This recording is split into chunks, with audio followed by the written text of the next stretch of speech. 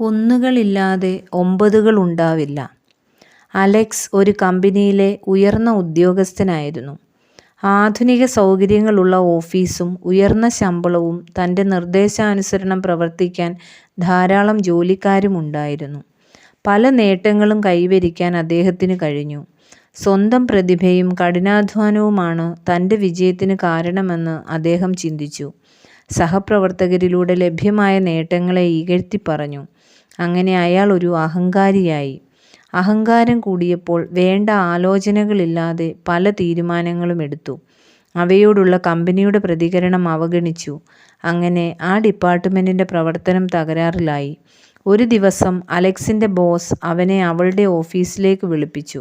അവൻ്റെ മോശം പ്രകടനവും ടീം വർക്കിൻ്റെ അഭാവവും ചൂണ്ടിക്കാട്ടി.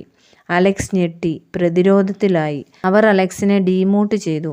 വേറെ ആളിനെ ആ സ്ഥാനത്ത് നിയോഗിച്ചു. തൻ്റെ അഹങ്കാരവും ധാർഷ്ട്യവും ഉണ്ടാക്കിയ നാശനഷ്ടങ്ങൾ ഒടുവിൽ അലക്സ് തിരിച്ചറിഞ്ഞു. എന്നാൽ വൈകിപ്പോയിരുന്നു.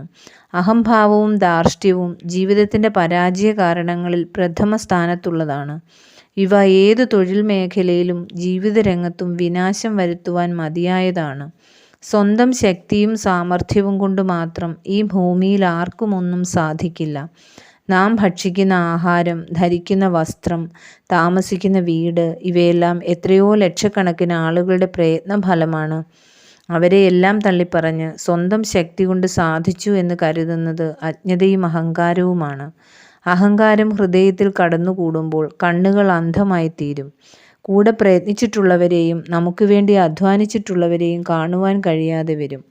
അവരുടെ പ്രയത്നങ്ങൾക്ക് വില കൽപ്പിക്കാൻ കഴിയാതെ വരും. മാത്രമല്ല അവരെ നിന്ദ്യരായി എണ്ണുകയും ചെയ്യും. തൽഫലമായി ബന്ധങ്ങളിൽ വിള്ളലും ജീവിതത്തിൽ പരാജയവും നേരിടേണ്ടി വരും. അക്കങ്ങളിൽ ഒന്നുകളില്ലാതെ ഒമ്പതുകൾ ഉണ്ടാവില്ല എന്ന് ഏറ്റവും വിലയുണ്ടെന്ന് കരുതപ്പെടുന്ന ഒൻപതുകൾ മനസ്സിലാക്കണം. അത് മനസ്സിലാക്കുവാൻ നമുക്കും സാധ്യമാകണം.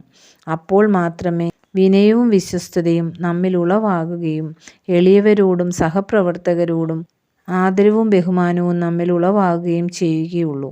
ഈ അനുഭവം ജീവിത വിജയത്തിന് അനിവാര്യമാണ്.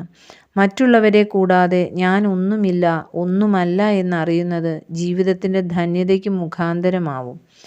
റഷ്യ ഉക്രൈൻ യുദ്ധം പോലും കേരളത്തിൻ്റെ ഒരു കോണിൽ ജീവിക്കുന്ന നമ്മെയും ബാധിക്കുന്ന വിഷയമാണ് എന്ന് ഗ്രഹിക്കാൻ കഴിയുമെങ്കിൽ അപരന് ജീവിതത്തിലുള്ള സ്ഥാനവും മനസ്സിലാക്കാൻ കഴിയും.